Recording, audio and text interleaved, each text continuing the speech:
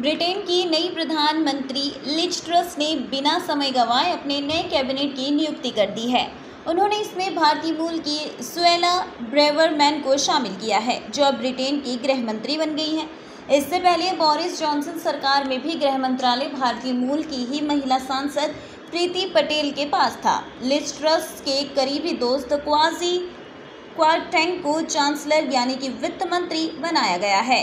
वो नदीन जहाली के बाद पद संभालेंगे। उन्हें बोरिस जॉनसन ने ऋषि सुनक के इस्तीफे के बाद नियुक्त किया था और वो बहुत दिनों तक इस पद पर काबिज नहीं थे।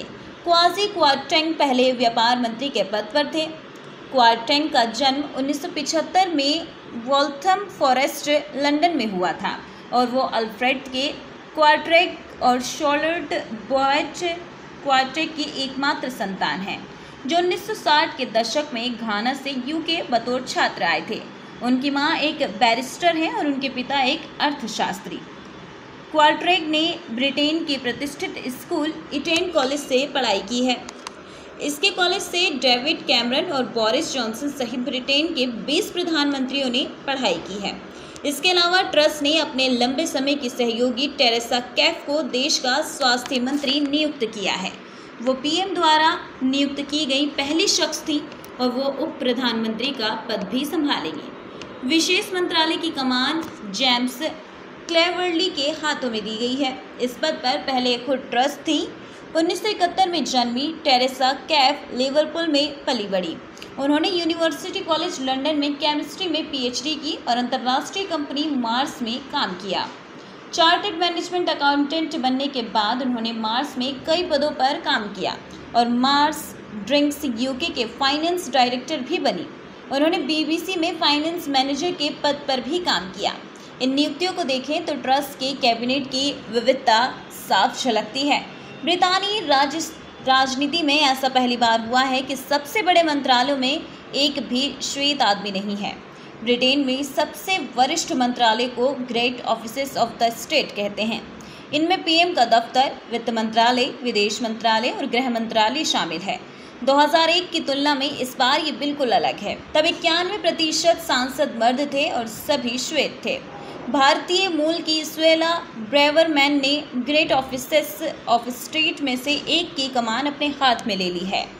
पहले वो कंजर्वेटिव पार्टी की नेता बनने की दौड़ में थी और 42 साल की सुएला ब्रेवरमैन का पैदाइश नाम सुएल कैसियाना ब्रेवरमैन है। उनके पिता केन्या के क्रिस्टी फर्नांडिस मूल रूप से गोवा के हैं। मां मॉरिशस की उमा फर्नांडिस मूल रूप से हिंदू तमिल है। उनकी मां मॉरिशस से ब्रिटेन पहुंची थी और पिता 1960 में केन्या से सुएला का जन्म लंदन के हैरो में हुआ था, लेकिन वो पली बड़ी उत्तर पश्चिमी लंदन के वेम्बली में।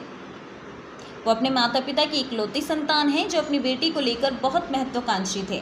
क्रिस्टी कई सालों तक एक हाउसिंग एसोसिएशन में काम करते थे और उमा ने बतौर नर्स 45 सालों तक NHS में काम किया।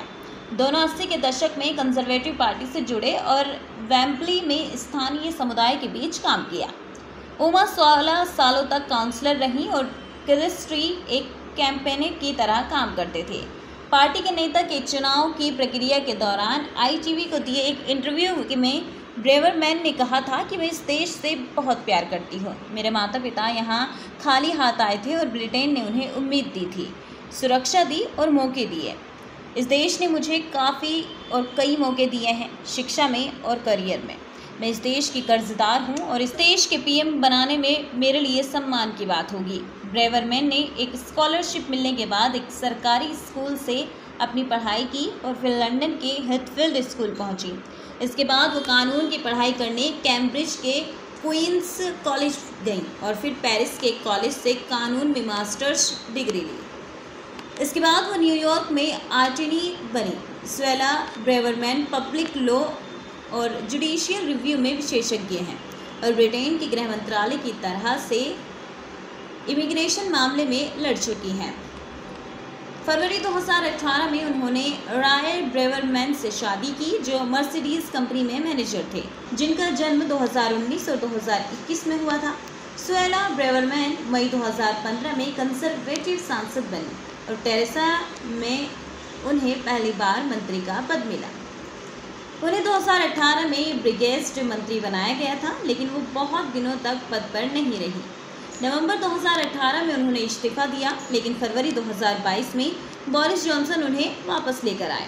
उन्हें क्वींस काउंसिल बनाया गया। क्वींस काउंसिल का पद एक तरह से बेहतरीन काम करने के लिए सम्मान है और एक सॉलिसिटर को दिया जाने वाला सबसे बड़ा सम्मान भी होता है।